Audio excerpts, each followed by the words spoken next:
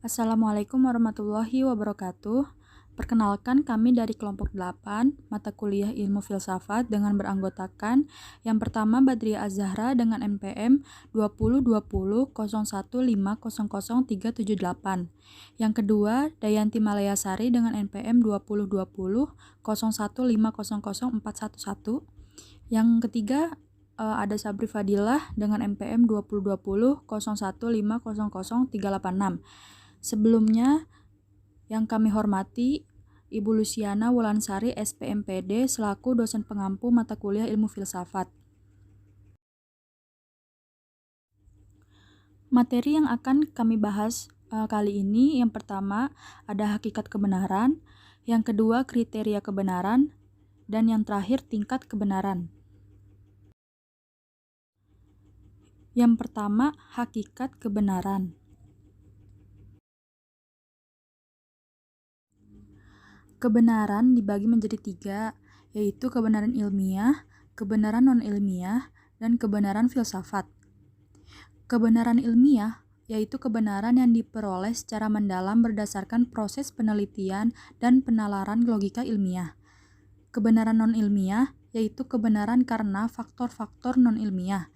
Sedangkan kebenaran filsafat yaitu kebenaran yang diperoleh dengan cara merenungkan atau memikirkan sesuatu sedalam-dalamnya dan seluas-luasnya, baik sesuatu itu ada atau mungkin ada.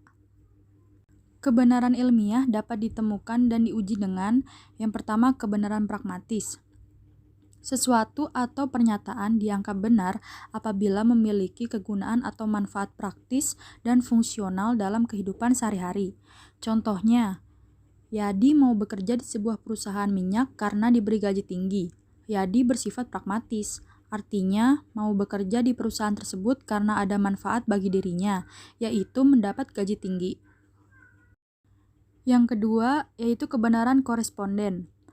Sesuatu atau pernyataan dianggap benar apabila materi pengetahuan yang terkandung di dalamnya berhubungan atau memiliki korespondensi dengan objek yang dituju oleh pernyataan tersebut. Kesimpulan akhir ini ditarik karena ada fakta-fakta mendukung yang telah diteliti atau dianalisa sebelumnya. Contohnya, jurusan bimbingan dan konseling, sejarah, ekonomi Unindra ada di Jakarta. Jadi, Fakultas Ilmu Pendidikan Pengetahuan Sosial Unindra ada di Jakarta. Kebenaran koheren. Suatu pernyataan dianggap benar apabila konsisten dan memiliki koherensi dengan pernyataan sebelumnya yang dianggap benar. Metode yang digunakan dalam berpikir dengan bertolak dari hal umum ke khusus. Contohnya seluruh mahasiswa Unindra harus mengikuti kegiatan ospek. Dan di sini contohnya seperti Dina adalah mahasiswa Unindra, jadi harus mengikuti kegiatan ospek. Kebenaran non-ilmiah. Untuk kebenaran yang pertama ialah kebenaran karena kebetulan. Didapat karena kebetulan tidak ditemukan secara ilmiah. Tidak dapat diandalkan karena kadang kita sering tertipu dengan kebetulan yang tidak bisa dibuktikan. Yang kedua, kebenaran karena akal sehat. Akal sehat adalah serangkaian konsep yang dipercayai dapat memecahkan masalah secara praktis. Kepercayaan bahwa hukuman fisik merupakan alat utama untuk pendidik adalah termasuk kebenaran akal sehat. Ini peneliti psikologi kemudian membuktikan hal itu tidak benar. Yang ketiga, kebenaran agama dan wahyu. Kebenaran mutlak dan asasi dari Allah dan Rasul-Nya, beberapa hal yang masih bisa dinalar dengan panca indera manusia, tapi sebagian hal lain tidak. Yang keempat, kebenaran intuitif.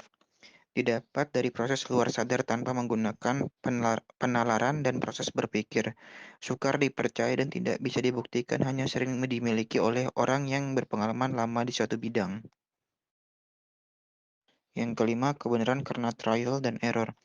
Diperoleh karena mengulang-ulang pekerjaan, baik metode, teknik, materi, dan parameter-parameter sampai akhirnya menemukan sesuatu memerlukan waktu lama dan biaya tinggi. Yang keenam, kebenaran spekulasi. Kebenaran karena adanya pertimbangan meskipun kurang dipikirkan secara matang, dikerjakan dengan penuh resiko, relatif lebih cepat, dan biaya lebih rendah daripada trial error. Kebenaran karena kewibawaan. Kebenaran yang diterima karena pengaruh kewibawaan seseorang. Kebenaran filsafat. Satu, realisme. Mempercayai sesuatu yang ada di dalam dirinya sendiri dan sesuatu yang ada hakikat tidak terpengaruh oleh seseorang.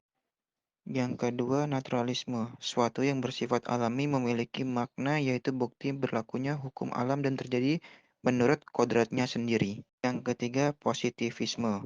Menolak sesuatu yang di luar fakta dan menerima sesuatu yang dapat diungkap oleh panca indera. Yang keempat, materialisme dialektik.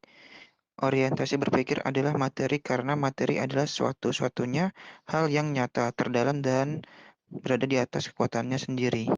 Yang kelima, idealisme. Menjelaskan semua objek dalam alam dan pengalaman sebagai pernyataan pikiran. Yang keenam, pragmatisme. Orientasi berpikir adalah sifat praktis karena praktis berhubungan erat dengan makna dan kebenaran.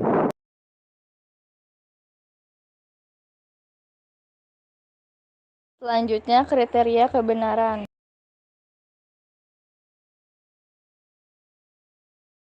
Kriteria kebenaran: satu, yang benar adalah yang memuaskan keinginan kita. Dua, yang benar adalah yang dapat dibuktikan dengan eksperimen. Tiga, yang benar adalah yang membantu dalam perjuangan hidup biologis. Jenis kebenaran: satu, kebenaran epistemologis berhubungan dengan pengetahuan manusia. Dua, kebenaran ontologis, kebenaran sebagai sifat dasar yang melekat pada hakikat segala sesuatu yang ada atau diadakan. Tiga, kebenaran semantis, kebenaran yang terdapat serta melekat dalam tutur kata dan bahasa. Yang terakhir adalah tingkat kebenaran. Tingkat kebenaran: satu, tingkat kebenaran indera adalah tingkatan yang paling sederhana dan pertama yang dialami manusia.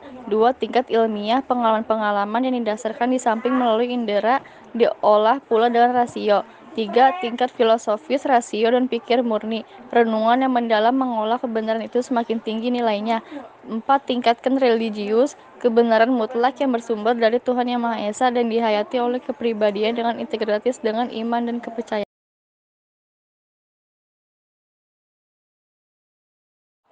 Terima kasih. Sekian presentasi kelompok dari kami, kurang lebihnya mohon maaf. Wassalamualaikum warahmatullahi wabarakatuh.